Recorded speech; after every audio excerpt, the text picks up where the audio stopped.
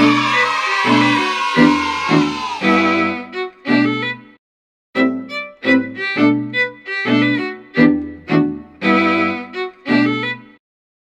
welcome back to Masala Chais with Dr. Aunties. All these videos are hopefully going to be put on the month of May. So for all those mothers out there, happy Mother's Day. And so for this episode, we're going to take a moment and really talk about postpartum care and all the aspects of it. And honestly, that's coming out of frustration for me. So I was actually just talking to Nithya earlier to be like, I'm just so frustrated with this. So hopefully this will be a great conversation and reveal and unpeel a lot of things that we feel from the medical aspect of it as well. That is just, there's so much noise out there, there's so much fluff out there, so hopefully kind of cutting through right through the center. So again, I'm Sonal Patel. I am a pediatrician, neonatologist, breastfeeding specialist practicing in Denver, and I have Nithya with me. Hey guys, I'm Nithya Natarajan and I'm a family medicine physician. I'm primarily doing fourth trimester care, and then I also work with Medicaid and do some breastfeeding education through a national organization as well.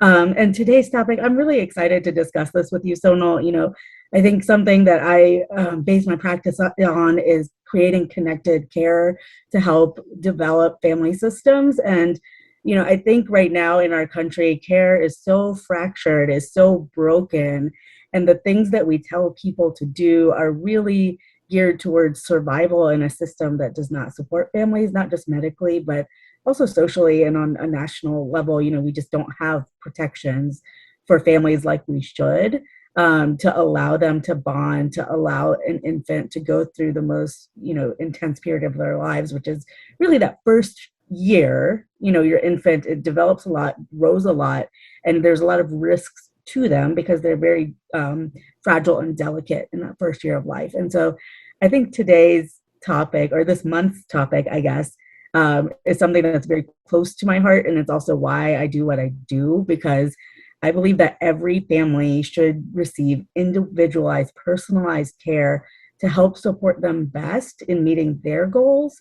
And then also that we need to support parents in doing what works for them, because some of these guidelines, really a lot of guidelines around like normal infant behavior and development, are not always based on, you know, the most evidence-based things. And some of it is based on trying to make infants fit into a society that's not built to nurture parents or infants. And then the mother is just like, or parent is just totally forgotten in the whole system as well, right? Like it's kind of like, hopefully you're physically healed and then go back to work, leave your baby that you spent all this time growing, and, you know, just leave them at daycare. It's going to be fine at 2 weeks or 4 weeks or 6 weeks or whatever. And so I'm excited to talk about these topics with you, Sonal, because I think they're so important. And I think it's really important for everyone listening to also understand that, you know, you have to do what works best for your family and for you and your infant and your spouse and your other children and anyone else that may be involved. Because there's usually not one right answer. There's almost never one right answer to what you have to do. The main thing is making sure that you and your baby are happy, healthy, and safe so that you can grow together as a family. Yeah. I think that's a lot to unpack there, Nithya, and I think you hit it on the thing. So one of the things I think you had mentioned when we were, before we even started recording, was we really are priming people to have an economical production. So yeah, great, you had a baby, but we're not going to support anything else with you, or you've adopted, or you've gotten a surrogate to have it, but we want you to get back into the workforce. And there is so much to unpack there, because there's a lot of research to support that if you actually, so now we're going to be talking a little bit about paid family leave and and medical leave, that if you actually supported families during this critical period, they actually become more productive. And it is, if you wanted to take it as a terms for economical terms, your ROI, or your return on investment, increases several folds if you can support this family in a time when they are critically needing support. And critical doesn't mean that everything is like falling apart, which it kind of is, right? But it means that there's a major transition occurring. So before we even get started with all of things to do that, Nithya, could you define, I think this term is now, I remember like when I used to start, I used to talk about the fourth trimester, nobody knew what it was, and I had to explain everything. But now people are getting a better understanding of it. So could you please define in your words what you think a fourth trimester is? So the fourth trimester is the first trimester, or the first 3 months, sorry, after your baby is born. And I think of the fourth trimester as the most intense period where your baby is figuring out this world, you and your partner and your family is figuring out how to bond with your child. You know, you might be figuring out breastfeeding. You guys are trying to figure out a new schedule, a new way to fit this life into your life. And it really, I mean, 3 months is a minimum amount of time that I like to think of the fourth trimester as, because it really takes longer than that, you know, to integrate everybody and really figure things out on how to make your family dynamics work. But with those first 3 months, you know, that's when really breastfeeding gets established. Babies kind of start figuring out, you know, how life works in this world. And you're healing, right? You're healing from either delivering your baby vaginally or through a C-section, or if you've adopted, you're trying to figure out this whole new life. And I think it really takes at least 3 months for all of that healing and bonding and growth to occur to a period where you are able to kind of get back to doing more of things in a routine sort of way rather than just kind of flying by the seat of your pants, which is kind of how I felt in the first 3 months. Like, okay, I gotta feed you, gotta change you. And then when you have siblings, you're like, okay, you need to make sure you guys are fed and changed and bathed and all of that. And so I think that 3 month period is very intense. I think it takes at least that amount of time to start getting a foothold on how to exist in this new family unit that you've created.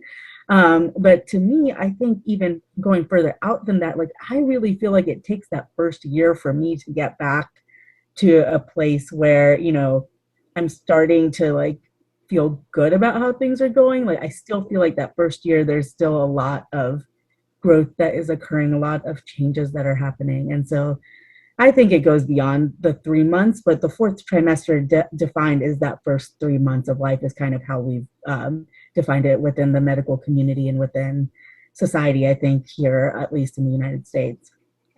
And again, I actually love to support stuff with science, so you guys realize that we're not just kind of woo-wooing it, but anthropologically speaking, there's an evolutionary aspect to this because our babies, like we aren't like giraffes. I like to compare to giraffes. Giraffes can start walking in a couple of hours after they're born. However, humans, it takes about a year up to 18 months for that human to be born. So that's brain development. And in order for that brain development to occur, if we had it all in utero, like let's say if we did the partern part, meaning the pregnancy part, we elongated it for that brain to completely develop, we wouldn't have our pelvic structure for us to walk. So to balance those things out, what happened was our babies were born earlier and they're more dependent upon us for a longer period of time so we can have an upright gait. And then there is the other aspect of it is so that's the evolutionary part of it. And then the other aspect of it, there's a lot of hormonal changes that are occurring in mothers um, that can contribute to postpartum depression, that can contribute to the mental disorders, that can contribute to like, you know, breastfeeding issues. And now finally we're doing more research behind it. And the one that I know I like to talk about is progesterone. So when you're pregnant, progesterone is 8 times higher from baseline. And literally between birth and 24 hours, that plummets down. So I actually brought it up on another podcast, and for families to understand that, because we also are very objective, and the host was like, oh yeah, it's like taking testes and just chopping them off. You're like, yes, that's how it works, right? So you have this loss of hormone, and then your body has to adjust to that. So luckily there's a lot of science behind supporting the fact that this fourth trimester is not only has a social psychological impact, but there's also a medical and scientific impact. And that's why we need to start recognizing it and treating it like another trimester. So that brings me to the point that when we treat the dyad, the mom baby, when they're in utero, we're treating them as one unit. But when we get them out of utero, now it becomes fractured care, right? Like now the mom goes here and the baby goes there. And you're just like, well, no. Like that should not happen, that part of it. So I know Nithya and I both are big proponents of dyad care and family care. And it was really interesting. I was talking to a lot of adoption parents too, and they go through the same system of change as well. So it's not really limited. So yes, a woman who is pregnant has an additional physical barrier, not barrier, but a physical aspect to this. But adoptive parents go through all the ups and downs and adjustments and stuff like that too, which brings me to this idea of matrescence. Nithya, do you have, or would you like to address matrescence as well, or I can do it whichever way. So, Yeah, either way, if you wanted to so finish up your part, yeah, and then I sure. can. So matrescence is this idea that just you are becoming a mother essentially, and or you're becoming a parent. And it's similar to adolescence where you don't know what the hell is going on because your hormones all over the place. You're being faced with these new new change in life, like just when you go from a kid to becoming a teenager and then you're fully adult, and you are trying to this notion of be the best version of yourself, and you're just like you're trying to please other people, just like adolescents do, right? They're trying to fit in, but we haven't really defined what fit in is, right? Fit in is like something totally subjective. You kind of think that sometimes you're not a good enough parent. You're not good enough for what you're doing or what you're doing for others. You are falling short of being everything. Then maybe you have this idea of something that didn't happen. Like for example, you wanted a natural birth, but then you had a C-section. So there's this disappointment that what you dreamt of did not happen. So matrescence is this idea of becoming a mother and then also taking it a little further, becoming a parent. And again, just like adolescence, you have hormones doing it, you have things you want to abide by, you want to be the good enough mother, there's things that are not going right for you, and boom, it's causing a lot of havoc. And then on top of that, you got to take care of other kids, you got to go get medical care for yourself and medical care for your infant. So fourth trimester matrescence, it's complicated, but there's a lot of science behind it. So Yeah. And I totally agree with you. And I think the other thing that's important to note, might not be as drastic as you wanted a natural unmedicated or unmedicated birth, and you had to have a C-section. Like it could even be you wanted an unmedicated birth and then ended up needing interventions. And I think that a lot of that, like when things, I think especially when you're first pregnant with your first baby, you have a lot of ideas about what birth should be like for you, what you're going to be like as a parent. And I think it's so hard to like know what will happen because when you don't know who your baby is, and every baby is very different. And I'm sure you've experienced that as well. So now having 4 boys, like having 3 kids, I can tell how different they are even from early babyhood. And then 2, like you don't know who you're going to be as a parent because you have to grow into that, and there's so much that goes on physically, mentally, emotionally in the process of giving birth and becoming a parent that you don't know where that's really going to go. But sometimes something may happen that's very different than what you thought was going to happen, and if that does happen, it takes time to process the grief that you lost something that you had wanted, and the feelings of inadequacy that your body was not able to do something you thought it should be able to do. And it's okay to take time to process that grief, but it is important to process it. And then the other thing is, like a lot of times people come at this from like, I didn't want this intervention or I wanted to do this thing. But sometimes it just takes that reframing of it's okay that it didn't happen that way. And, I can find a way to grow past that with my child and figure out a way to make this work in a way that's good for our family. But it does take time to process. I think it's important to give yourself time and give yourself grace because this period, like all of it, it is a lot. It is a lot of changes physically and emotionally. And the other thing is, and I think it's good that you pointed out, the comparison to adolescence and moving through life stages, because this is a big transition in most people's lives. Going from not having a child to having a child is a huge transition because you've gone from a place where you kind of control most of your life to now where this tiny human controls most of what you do in your life.